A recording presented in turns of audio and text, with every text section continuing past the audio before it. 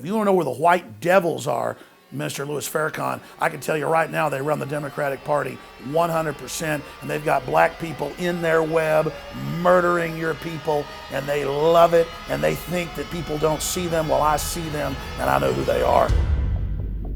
The Honorable Elijah Muhammad teaches us that Almighty God, Allah, revealed to him that the white race is a race of devils. And the only way, white folks, you can come out of this, because you cannot be reformed. You cannot reform a devil.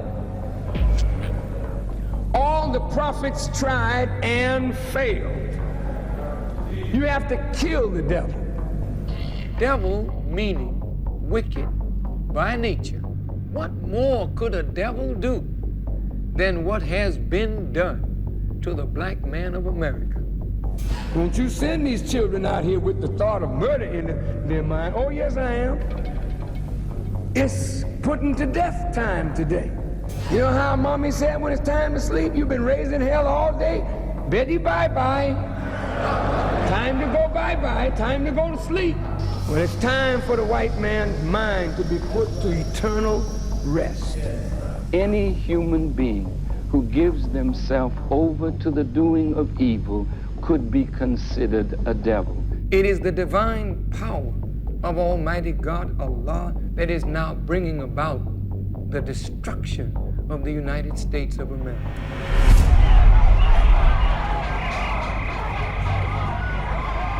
So if the federal government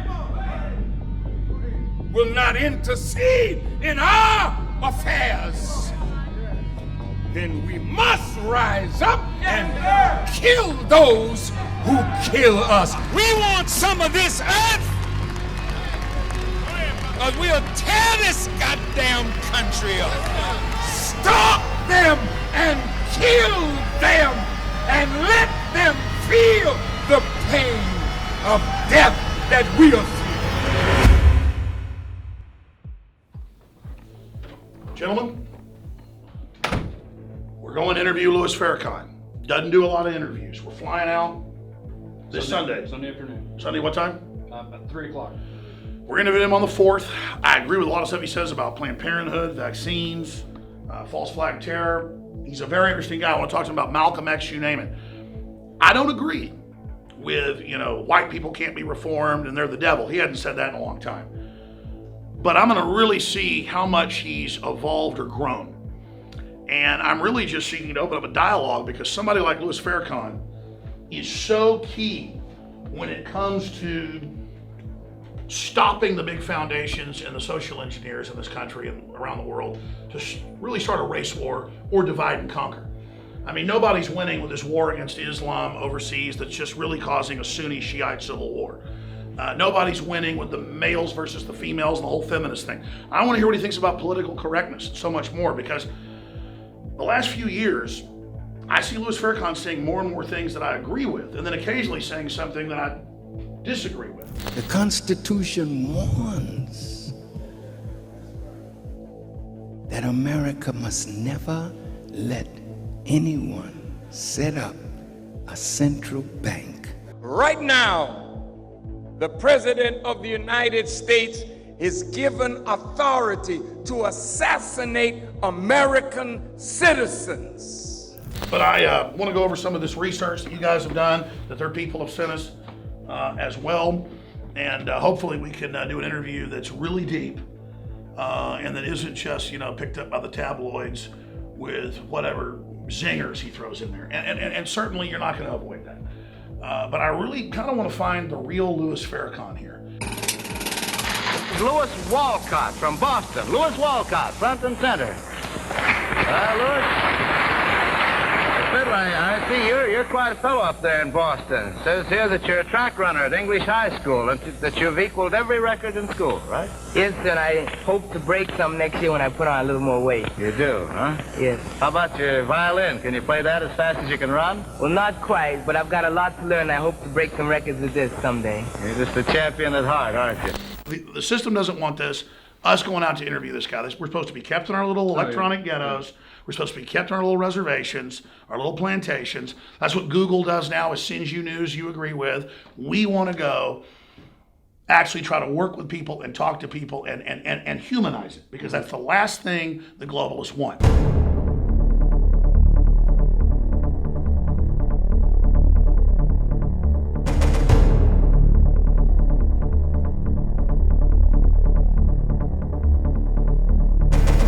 I've interviewed a lot of people, and I've snuck in places like Bohemian Grove. I've been attacked at political demonstrations, been arrested many times. But I gotta say, this is probably the most surreal drive I've ever made to go meet someone that I'm gonna be interviewing. Louis Farrakhan. I remember watching him on C-SPAN when I was really getting politically awake and aware, when I was like a sophomore in high school. And my mom would come in on the weekend when I'd be eating lunch, watching it in the kitchen, and she'd say, "What are you doing watching Louis Farrakhan?" The government for which you work is the #1 enemy of the black man of America and the world. And here we are driving to their Phoenix headquarters. And look, it'd be easy to score a bunch of points and just be rude and make radical Islamic comments to him or whatever. I'm not going to do that.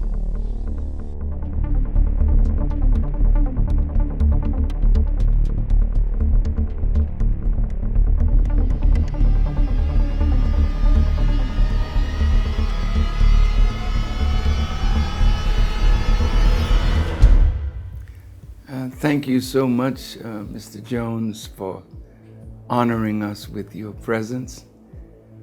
We have watched you as you have watched us, and I have learned a lot from InfoWars and some of the wonderful things that you have done. We're two people interested in truth. We're two people that live in the greatest nation on this earth, but the nation is not now what it could be if truth, unfettered, would be given to the American people. And perhaps through this dialogue, that might happen. Well, I have to say, thank you for having me in your home and with your family. Driving over here, I talked about some of the reasons that I wanted to interview you. And then when I had a chance to be in your home right before the interview, you basically mirrored what I had to say. So in your own words, I'd like you to really, for the TV viewing audience out there, go over some of the interesting things that you had to say to me and to the audience, because it just dovetailed exactly where I was going. And I have to say, I don't think I've ever had that happen before with an interview. So I'm really glad this is happening here today, because as you know, there are forces that are trying to divide and conquer humanity, and we're really coming to a crossroads where people are being told to choose a side, but I don't think the sides they're telling us to choose are real sides. So I'm trying to get people to think outside the box, and when I spoke to you earlier, that was basically your main focus. So I think this interview is meant to happen for a reason, so thank you so much for giving us the time in your busy schedule. So please just if you could recapture what you told me in there earlier, it was very interesting.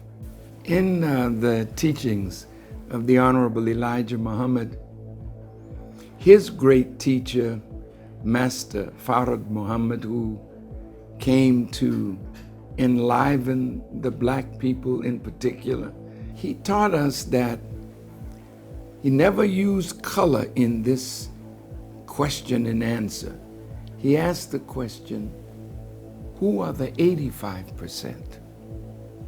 Who are the 10%? And who are the 5%? And in the answers that Mr. Muhammad gave that we study, 85% of the people don't understand the law of cause and effect. And wherever there is an effect that is real, the cause is just as real, though oftentimes the hidden hand that's manipulating and creating the effect and the circumstances that begin to divide and destroy. This kind of satanic mind is absolutely in control. And that satanic mind is hiding with a mask of humanity and civility, but now it is gradually being exposed. There are those at the top who guide and govern, who are not necessarily the friend of the masses of the people that they are governing. So it is the 5%, are just a small group who know the truth, who understand the law of cause and effect, and they don't believe in a mystery God that's somewhere making things happen. If there's a real evil, then there's a real devil. If there's a real saint, then there's a real good person doing saintly things. So here we are. Now a conspiracy absolutely is in vogue. Unfortunately, you've grown up hearing voices that incessantly warn of government as nothing more than some separate, sinister entity that's at the root of all our problems. It's time to stop submitting to this tyranny. It's time to realize that we're being enslaved. Some of these same voices also do their best to gum up the works. They'll warn that tyranny's always lurking just around the corner. Tyranny with a capital T. You should reject these voices. Everything that's been done with torture, rendition, the NDAA, the Patriot Acts 1 and 2, from day one was focused on the American people, period. That's it. It's always been about erasing the Bill of Rights and Constitution and rolling out NSA spying publicly, saying it's for Al-Qaeda, rolling out torture, saying it's for Al-Qaeda, but it's really for the general public, rolling out total control and the end of any underground free market systems in the name of fighting Al-Qaeda, but really shutting down any type of free commerce. This is all about converting us from a free society to a tyranny with a capital T. But I've asked certain people who say, well, you're a conspiracy theorist, and they call you the same. I said, but do you read the scriptures of the Bible and Quran? Is not Satan real? Evil is real, so Satan is real. That really is a revolutionary thought, that if you question the establishment, you question what they're saying when they're known liars, you're a conspiracy theorist. That's like saying you're a heretic. Okay, well, if we're a heretic against the system, I guess we're a heretic against the devil. Because this system, undoubtedly, you couldn't call it good. And from my research, that's my concern. The 5%, the 1%, the 1/10 of 1% that actually run and control, manipulate things, they believe they're going to end up winning. They believe that they're getting ahead of people by keeping folks dumbed down.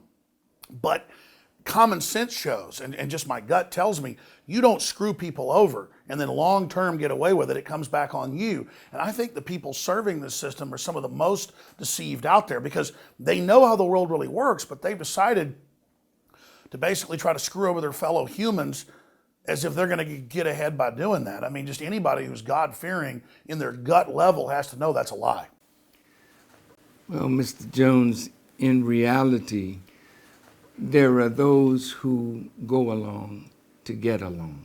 They know what they're doing, but they do not know the vast evil that they are a part of. So the politicians today, I looked at the many Republicans and Democrats that are trying to win the nomination of their party. And it says to me, you know, it's like I don't want to be vulgar, but it's like you, in any major city, you see women undressed, showing their wares for a John, to buy them. And it's like politicians who don't have money but have ideas, and they parade themselves before rich and powerful people to get money apparently for their ideas that the rich agree with. But the moment that they become what they're looking to become, they find that the rich have an agenda for them, that the rich have something to ask of them, like the John asks of the prostitute. And that's one of the things that I admire about Mr. Trump, because he told them all, I don't want your money. Politicians are all talk, no action. Most of them don't know what they're doing. They just run. They're like, like you wind them up and they run for office. They're controlled fully by the lobbyists, by the donors, and by the special interests, fully. And you said recently, quote, when you give, they do whatever the hell you want them to do. You better believe it. So what specifically did they do? If I ask them, if I need them, most of the people on this stage I've given to, just so you understand, a lot of money. So from your experience in all, tracking the media, experiencing demonization campaigns, it's a big deal to have Louis Farrakhan come out and say, the Honorable Minister Louis Farrakhan come out and say, hey, we should look at Trump. Can you flesh that out and elaborate? Because undoubtedly they're going to try to take that and then twist it. Well, I said recently that if the American people voted for Trump, he could take them into the abyss of hell. He's free, he's rich, he hates political correctness, and rightly so. But he said some things that I would hope that he would get around him persons who could help him, because as a businessman par excellence, he has people around him to help him do business. But if he says, let's go in to Iraq and take the oil, that puts him in the class of those neoconservatives who had a project for a new American century. And they wrote to Bill Clinton and Trent Lott, and they talked about attacking Iraq and taking out Saddam Hussein, not just because he may be in their eyes a dictator and was once on the payroll of the CIA in the war against Iran and Ayatollah Khomeini, but he had become a thorn in their sides, and they wanted to get rid of him. He kind of become a Trump. He was doing his own thing. Yes. That was his crime. And that is the crime of those who refuse to come under the control of the IMF or the World Bank.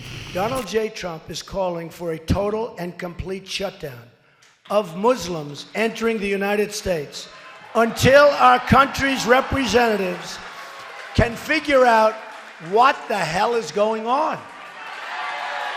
Our government has gone into nations with money from our Congress to stimulate the dissatisfied and then arm them against a government that is their government. That's what America did in Libya. That's what they're doing in Syria. And the blowback now is they have created a refugee crisis that is destabilizing the countries in Europe. So when Mr. Trump said, we can't allow these Muslims, refugees, into America. Now, a lot of people were upset with him, but I know, sir, that the hatred for America in the Muslim world is building, as we told Mr. Bush, no Muslim leader could call for jihad and have it stick. No Muslim leader had the power to unite the whole Muslim world. I said, but America's policies will unite those people against the West, and it is happening. So in this way, Mr. Trump, I think, is wise to vet anyone coming from that area into America, because the hatred for America is in the streets now.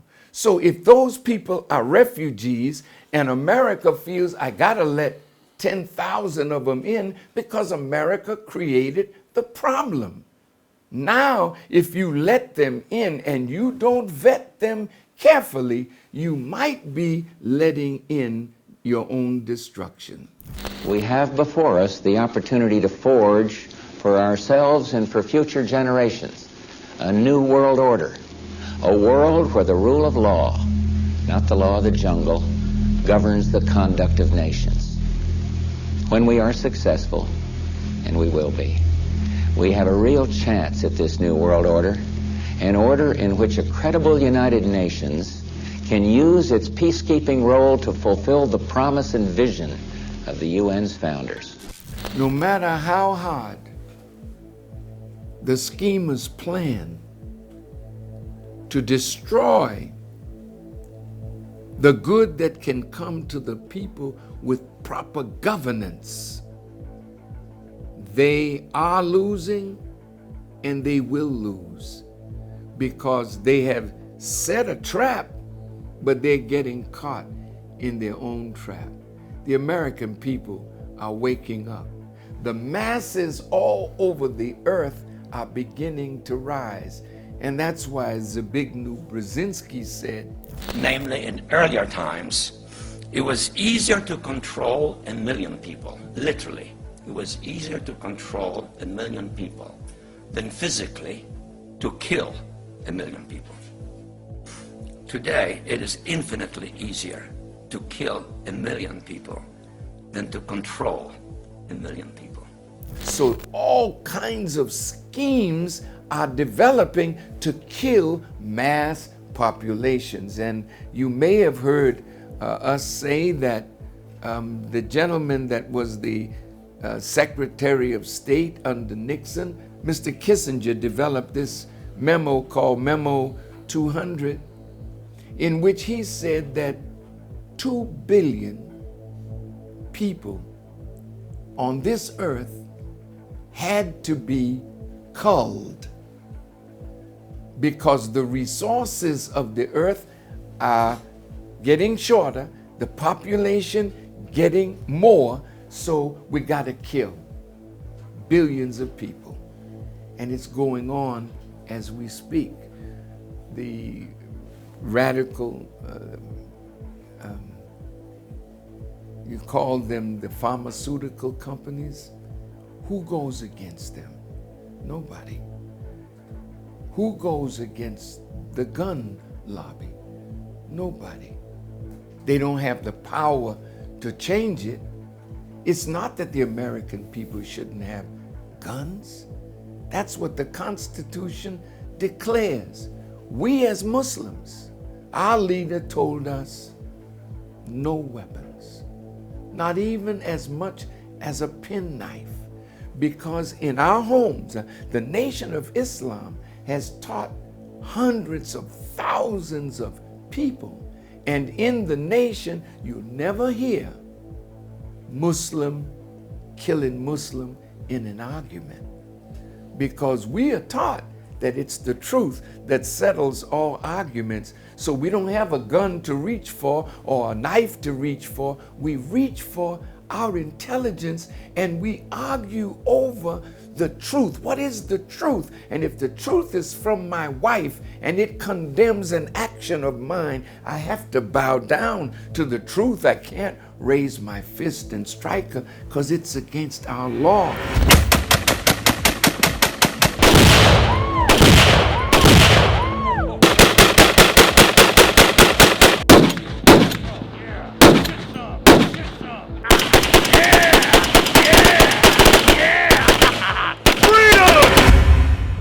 I agree with you that free speech and deliberation trumps violence. The problem is when an outside group comes who isn't going to listen to what you're having to say, then you have a right to defend yourself, but separately, because that's one of my main questions, and I've got to get to it with you. Sure. And then you just started getting into it before I even asked it. This is an amazing interview because you're just following where I was going to go without me even asking the question, so it's amazing.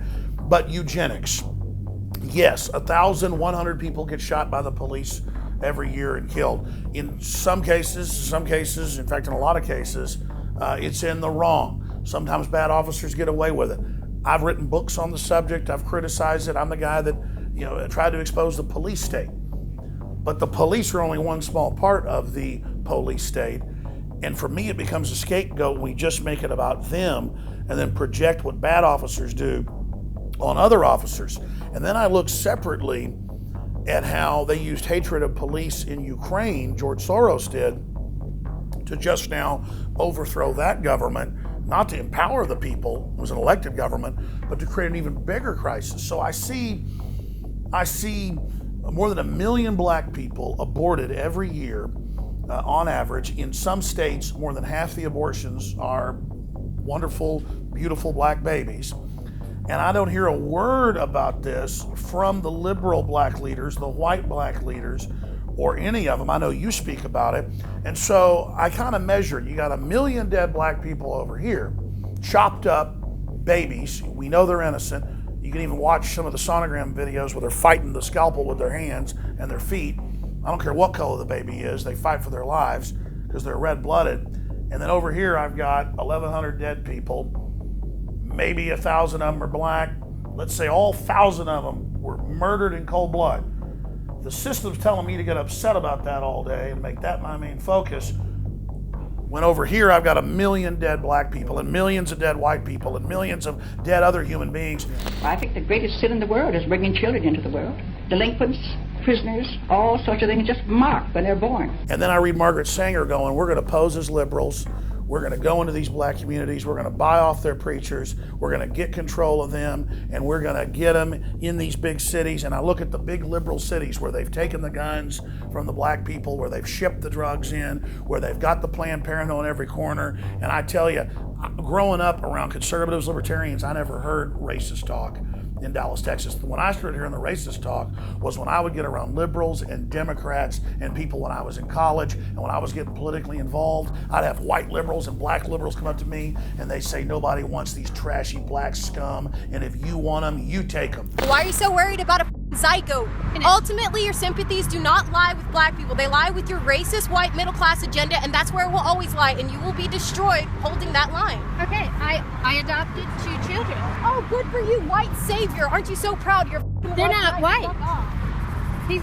Exactly, he's not white. Exactly, you're a white savior. You think that it is the white man's duty to fix everybody's problems, right? How many did you adopt? How many did I adopt? I kill my kids.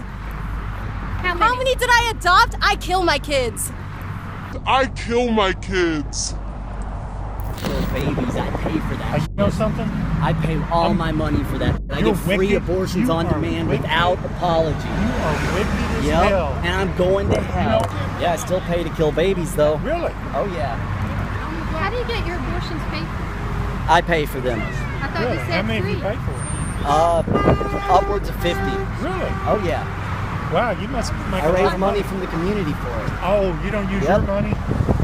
You multiply your efforts, huh? And I'm going to tell you right now, that's where I've heard the racism. That's where I've heard the sneakiness. And if you want to know where the white devils are, Minister Louis Farrakhan, I can tell you right now they run the Democratic Party 100%, and they've got black people in their web murdering your people, and they love it, and they think that people don't see them. Well, I see them, and I know who they are. And I don't care what color a baby is. My soul won't allow me to hate somebody because of what color they are, because I know I'll be destroyed if I ever go that direction. And so that's where I stand. That's why I wanted to have this meeting with you, because you already tell people a lot of great things, and I know you reach tens of millions. But if you, which you've already done, magnified, exposing what's in the vaccines. They've caught them in Africa and India with the sterilants, you know that. If you exposed the abortion, which I know you do, and said, you know what, somebody kills you and gets away with it, they need to be dealt with. I agree. Well, what about what's going on in these abortuaries? What about Planned Parenthood? What about what's happening there? When I was on the mall a few weeks ago in Washington, I talked about my mom, and I talked about the circumstances around my birth. And my mother knew that if I came to birth, I could disrupt her relationship with the man that she was with, because my father, whom she married, and he was a handsome philanderer, so she got rid of him, but he came back on the scene, and she was pregnant with me. The man, my mother's very dark, and the man that gave my mother her first child is very dark. So my brother is dark, but my father was light-skinned, curly-haired. So she was afraid that if that baby came to birth and was light-skinned, it would destroy her relationship with that man. So she decided to abort me.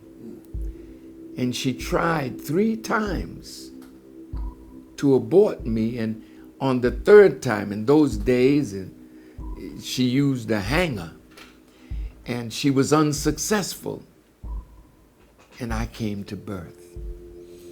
And I said that on the mall to all those people that were there and to the millions who were watching. If my mother were successful in aborting me, what would the world have lost? Jesus was born under strange circumstances, and she had to be put away privily, as the Bible teaches, because if she were seen pregnant, the law was, where's the husband? Where's the father? Well, you say Holy Ghost, but we know there's no human being born without the agency of a man. That's real. So they would have killed Mary. But her baby was the last prophet to the Jewish people, Jesus. I'm saying that to say this: every prayer that we pray is answered through the womb of a woman, and a baby that was given a chance to live and to grow. And that's why we're against eugenics. Mr. Muhammad was death on birth control. He called it a death plan by the government against poor people. So we find that we are kindred spirits in so many ways. And you know, Mr. Jones, I felt that today. I felt that when we met and you could question me and strip away whatever there is, if there's something to be stripped away, that America could see me as I am, white people could see me as I am.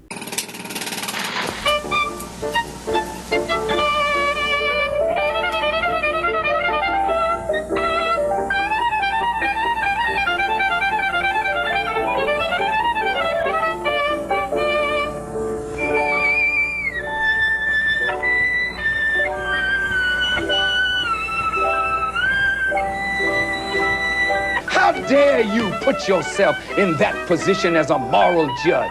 I think you should keep quiet. In the mind of Satan was to set up a one-world government where he would be in charge. They talk about me, but they won't confront me. What the hell business is it of yours? America should keep her mouth shut.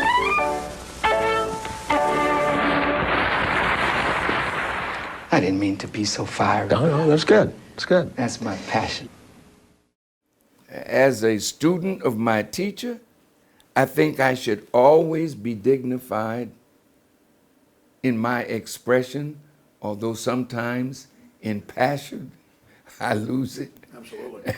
And so I thought about, when they said Farrakhan, he wants to kill all white people, and he's advocating 10,000 fearless men to go out and kill white people, as though I'm insane. That's insanity. And I've been teaching for 60 years, sir. And no one who follows me has ever gone out and killed a white person, harmed a Jewish person, bombed a synagogue, or even put some swastika on a synagogue, because that's against our religion to deface a house of worship. I'm saying that to say this. When I said in Florida, naming all the blacks that got shot down, and according to something I just read, where one black man every 28 hours is shot by a policeman, and young black men are 9 times more likely than other Americans to be killed by police officers in 2015, according to the findings of the Guardian newspaper. 1,134 deaths at the hands of law enforcement officers happened last year.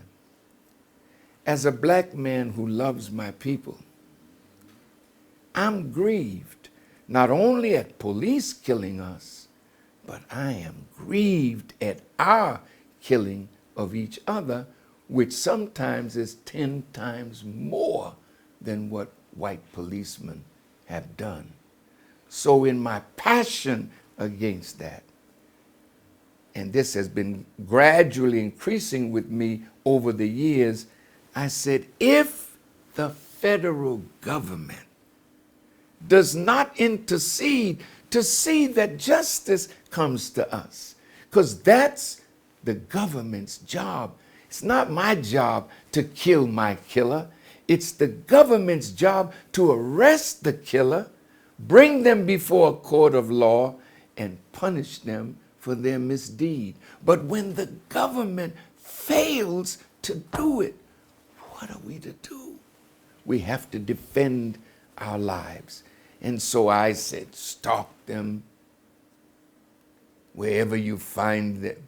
Not everybody, just the ones that kill us, out of the law of justice. If the government won't arrest them and do that, somehow we're going to ultimately do that, and then it leads to what they'll say, it's a race war. No, we are not in any position at all to engage in a race war.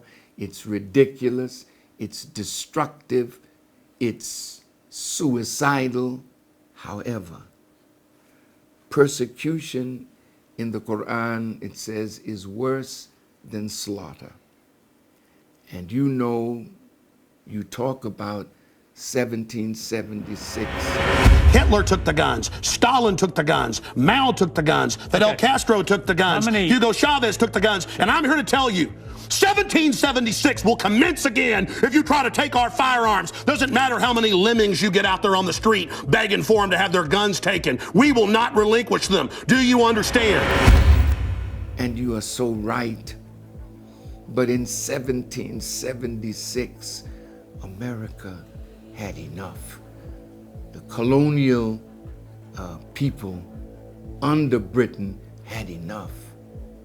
So when Patrick Henry said, give us liberty, or we are willing to pay the price, which is death, you force people into that when government fails to do its job to redress the grievance of the people who are suffering. I will put this interview out basically unedited. I mean, we'll put a lot of clips in and articles and things, but we're going to put almost the whole interview out basically. Mainstream media, they're going to take just what you said, even though you quoted Patrick Henry and the rest of it. I guarantee you they're going to take that and just show the clip again out of context. And they do that with me too. So I'm asking you, how do we deal with that when there's nothing we can do? I guess mainstream media is losing credibility, losing ratings. Even USA Today a few weeks ago admitted television for politics is dead. It faces its mortality. So I think I just answered my question. They've discredited themselves, but still, they just go on lying, they go on twisting. Talk show host is Alex Jones. He's a conspiracy theorist. Radio talk show host Alex Jones. Alex Jones. His name is Alex Jones. Jones is the wildly popular conspiracy theorist. Radio talk show host and conspiracy theorist Alex Jones. Alex Jones, the nutjob radio guy. Talk show host Alex Jones. A man who trades in such sinister conspiracy theories, you have to wonder if he really believes half of what he says. I'm here to warn people. You keep telling me to shut up. This isn't a game. Hate speech. Can anything be done to stop the hatred? I think Alex was the one who took the pro-gun position. 1776 will commence again if you try to take off firearms. I don't want that man to have a gun. Alex Jones is a 9/11 truther. That conspiracy theory comes from the mother of all conspiracy theories. It's an internet talk show called InfoWars. I heard that on Alex Jones, so it's true. Dave. I heard it on Alex Jones, so I know it's true. You're making some very serious allegations against the U.S. government, saying that they stage attacks, they allow them to occur in the United States against U.S. citizens. Let's declassify. Alex Jones may sound crazy. I think that Alex Jones is a lunatic. That man's a threat to this country. King of the conspiracy theorists. Deeply, I think, racist. I just got called racist by MSNBC. He's considered legit among the crazy. Challenge Alex Jones to a boxing match, show up with a semi-automatic that you got legally, and pop him. I'd love to see that. In uniform. Keep shoving lies at your audience, jackasses. I like that guy. That is the best. The American people deserve a government that is truly of the people, by the people, and for the people. They don't have that kind of government as we speak. I hear Mr. Trump and other white Americans say, we must take our country back. And my question, Mr. Jones, take it back from whom? That was my next question. You were alluding to the Federal Reserve you've been a big critic of for 40, 50 years. Can you speak specifically to the Federal Reserve? You talked about Congress taking its power to print and coin the money back. What is the proper relationship? What should be the proper relationship between a chairman of the Fed and a president of the United States? Well, first of all, the Federal Reserve is an independent agency, and that means basically that there is no other agency of government which can overrule actions that we take. So long as that is in place and there is no evidence that the administration or the Congress or anybody else is requesting that we do things other than what we think is the appropriate thing, then what the relationships are don't frankly matter. I mean, that is such an incredible statement. I mean, that's the real rulers right there, in my view. They boldly declare, we run this. And for the American people to think that a black man in the White House has taken over this country, you know, that is so far from the truth, because he's just the CEO of USA Inc., and they can either hire him or fire him for the job that he's doing, but he's not in control. Did you know that it was John Kennedy who recognized that there was a shadow government? Kennedy said, we are opposed around the world by a monolithic and ruthless conspiracy that relies primarily on covert means for expanding its sphere of influence, on infiltration instead of invasion, on subversion instead of elections, on intimidation instead of free choice, on guerrillas by night instead of armies by day. It is a system which has conscripted vast human and material resources into the building of a tightly knit, highly efficient machine that combines military, diplomatic, intelligence, economic, scientific, and political operations. Its preparations are concealed, not published. Its mistakes are buried, not headlined. Its dissenters are silenced, not praised. No expenditure is questioned, no rumor is printed, no secret is revealed. This is why John Kennedy was killed. He understood the conspiracy, and as far back as the founding fathers of this nation, they knew that there would be those who would try to take over the set up the Bank of America. Private central bank. A private central bank. And they were told to guard against that. And under Woodrow Wilson, in 1913, the guard left. One of the Rockefellers met on Jekyll Island with Paul Warburg and his brother, who were from the Rothschilds. They wanted to set up, like the 5 children of Rothschild Sr., the Bank of Italy, the Bank of Austria, the Bank of France, the Bank of England, all started by the banking family. Well, who cares who the politicians are, Mr. Rothschild said, as long as they control the wealth. So they bankrolled both sides of a conflict and ended up ruling both sides.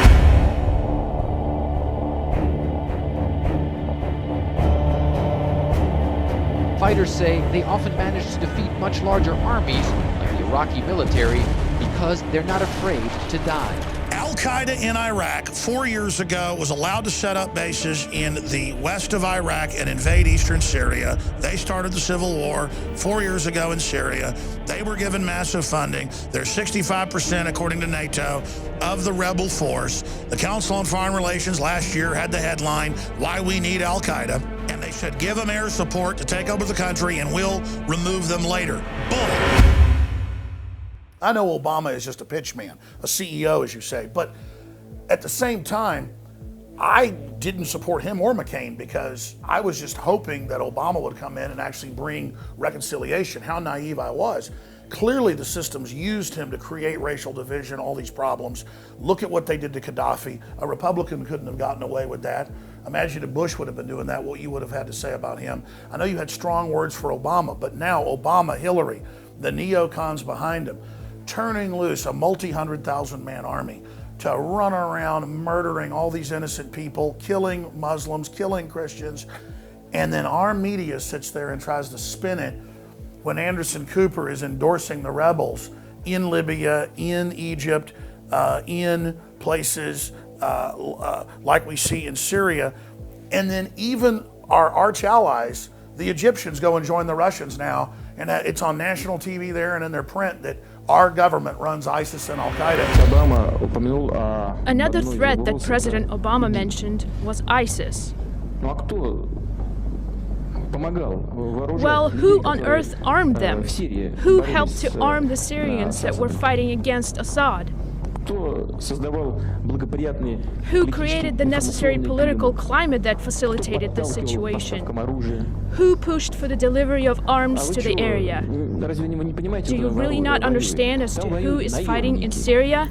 A, do you agree with that? And then B, what do you think this signifies that they would be so bold as to run this radical proxy army against the world with a hope of having a clash of civilizations and then blaming it on Islam and the Muslim world in general? I mean, cannot the Muslim world see it's a major setup, a part 2 of 9/11? There is a power in one that is called Mahdi. That's the guide that the Islamic world has been expecting. And Masih, or Messiah, which the Christian and Jewish world have been expecting. And this Mahdi, when he comes, his number one aim is to set justice in the earth and remove every tyrant and set up a government of peace. That's his aim. That's the aim of the Messiah, the Christ. Now what we are looking at, these are not spooks and spirits that come out of space. These are human beings anointed with power and wisdom to do exactly what they purpose to do. That's why I know the globalists will never win. It appears that they're winning, but their plot is turning in against them. God has said, you have to reap now what you've sown. You've destroyed cities and towns in Europe, in Africa, in the Middle East, things that you didn't want. America destroyed them. Now look at your cities. They're underwater. Your farmland being destroyed. Fire burning the lands of California and the West. Tornadoes, hurricanes. And it's just the beginning if we don't. This is just the beginning.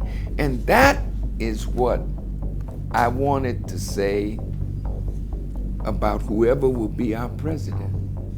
If you're not dealing with that which has incurred the wrath of God, then you can't make America great again. And you can't bring America back from the abyss that she's falling into. Within the next few years, the dollar that we kill each other for will be devalued into nothing. What will people use when the dollar is gone? What will happen to the world? A war is coming. And that war will clean the slate. And whatever is left will find a way to become one with each other. We have no other alternative than either to live together in peace.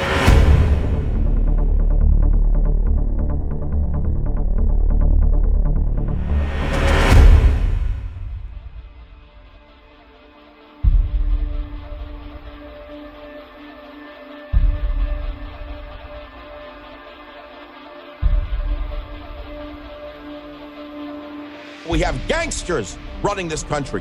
Criminals, gangsters. The bigger this war gets, the more freedoms we lose. We have a fog that has descended on our entire nation. The globalists are going to blow stuff up and blame it on you. Well, Hillary's the one who runs the cover-up. Everything you've heard us talk about is now going to unfold in triplicate spades. It's as real as it gets. I had a Supreme Court justice tell me to my face, it's over for me. I said, Matt, it's over for you. They've got the votes now to enforce copyright law. You're out of there. You want it, baby? You're about to get it.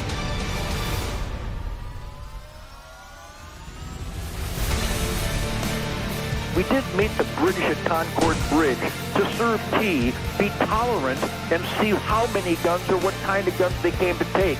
We met them at Concord Bridge, and we blew their punk-ass brains out. InfoWars has been able to break every record, infiltrate every operation, blow the criminal cover of operatives more than any other institution out there of freedom. And I'm so proud of that. The notion that Hillary has somehow been an advocate for women, no, Bill rapes them physically, and then Hillary rapes them psychologically. I hope the enemies of this broadcast, when you lie about us, when you censor us, when you attack us, when you delist us, when you do that, you're signing on to the other side. These people are of the devil. Let's be very blunt about this.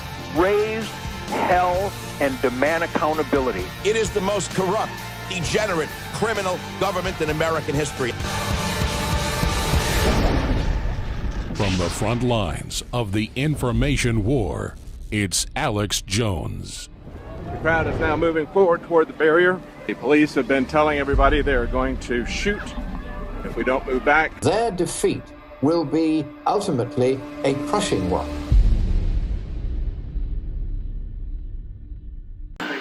This is the heart of 1776.